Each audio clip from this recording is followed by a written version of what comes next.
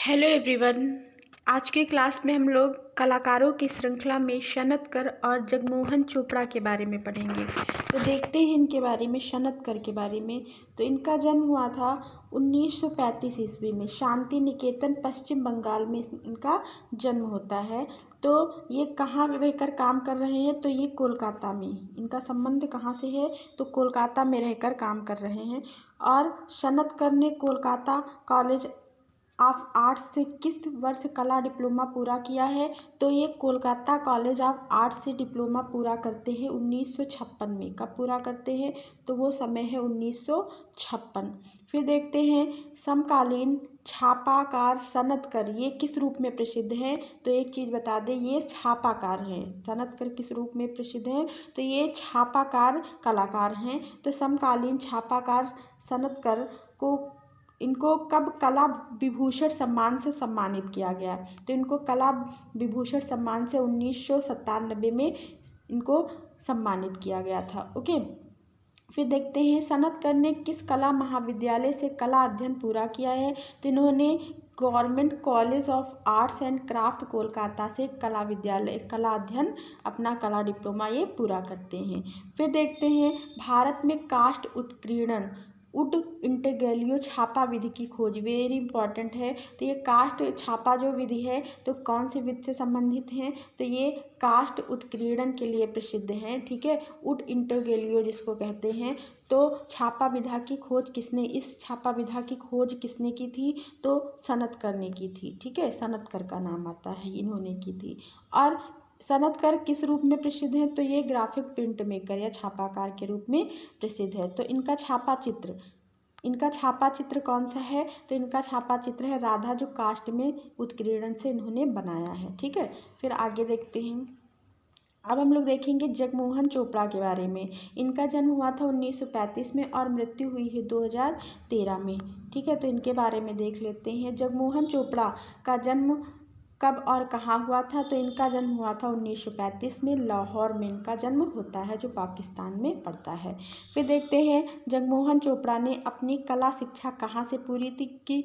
इन्होंने कला शिक्षा कहाँ से पूरी की थी? तो दिल्ली पॉलिटेक्निक कॉलेज, जो वर्तमान में दिल्ली कॉलेज ऑफ आर्ट के नाम से जाना जाता है, तो वहाँ से इन्होंने कला शिक्षा प्रारंभ की। अब एक चीज़ और देखते हैं, बहुत ही इम्पॉर्टेंट है, जो ग्रुप आर्ट की स्थापना का नाम किसका आता है? तो जगमोहन चोपड़ा। ग्रुप आर्ट की स्थापना किसने की थी? जगमोहन चोपड़ा ने की थी। ओके, ग्रुप आर्ट की स्थापना किसने की थी? तो जगमोहन चोपड़ा ने की थी। ये जो ग्रुप आर्ट है, ये ग्राफिक कलाकारों का समूह है। ये ग्राफिक कलाकारों का ये ग्रुप आर्ट समूह है। ओके, फिर देखते हैं। अब देखते हैं ग्रुप आर्ट की स्थापना कब होती है? तो ग्रुप आर्ट की जो स्थापना हुई थी वो 1967 ईस्वी नई दिल्ली में हुई थी। ये भी इम्पॉर्टेंट पॉइंट है। तो पूछा भी जाता है कि ग्राफिक कलाकारों का समूह कौन सा है? तो ग्रुप आर्ट है। ओके, और इसकी स्थापना कब हुई है? तो 1967 ईस्वी में नई दिल्ली में इसकी स्थापना होती है। ठीक है, फिर देखते हैं।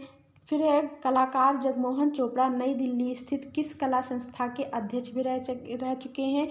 तो वो कौन सी संस्था है? तो वो है आईफैक्स कला संस्था। ठीक है, फिर देखते हैं जगमोहन चोपड़ा किस विधा में काम करने के लिए जाने जाते हैं? तो ये जिंक प्लेट पर एंचिंग के लिए जाने जाते हैं।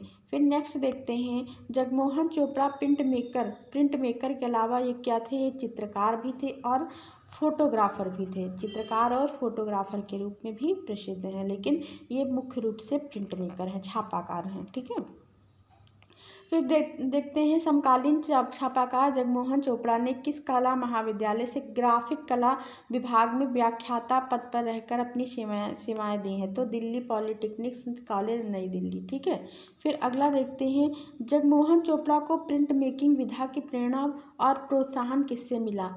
तो इनके गुरु सोमनाथ होर हैं। प्रिंट मेकिंग की इनको जो प्रेरणा मिली है, प्रोत्साहन मिला है, वो किसके द्वारा मिला है? सोमनाथ होर के द्वारा। ओके, फिर आगे देखते हैं, जगमोहन चोपड़ा किस वर्ष government college of art Chandigarh के दृश्य कला संकाय में क्या है, प्रधानाचार्य नियुक्त हुए थे? तो वो कौन सा समय है?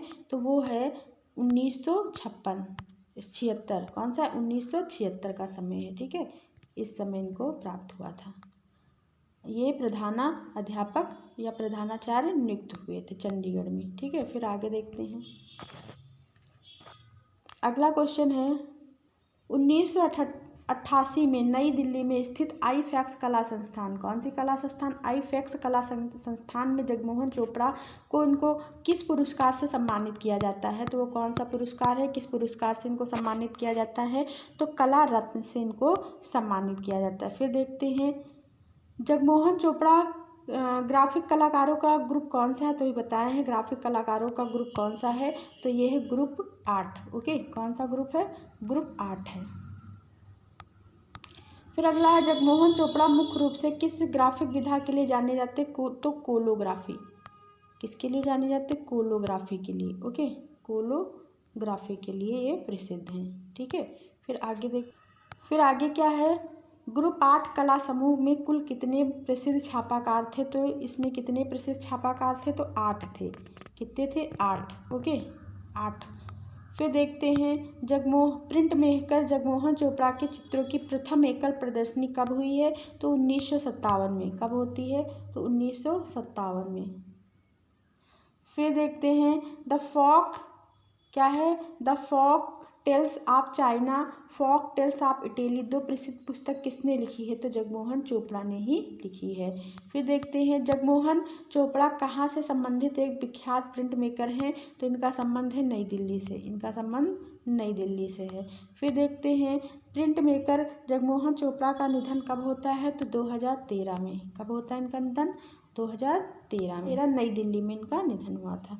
तो आज की क्लास को यहीं एंड करते हैं। अगर आपको क्लास अच्छी लगी हो तो लाइक कमेंट जरूर करें, अपने दोस्तों में क्लास शेयर करें। Thank you, thanks for watching. मिलते हैं नेक्स्ट वीडियो में। Bye bye.